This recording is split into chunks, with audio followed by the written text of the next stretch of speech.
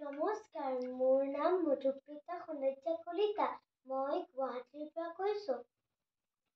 পথাৰৰ মাজতে ফুলে নাহৰ এজুবি, ঐ তাতে বৈ কান্দে চেঁউৰী কুলি। দুহাতত জেতুকা মুগা ৰিহা মেখেলা, ঐ আহিছো বিহুলৈ বুলি।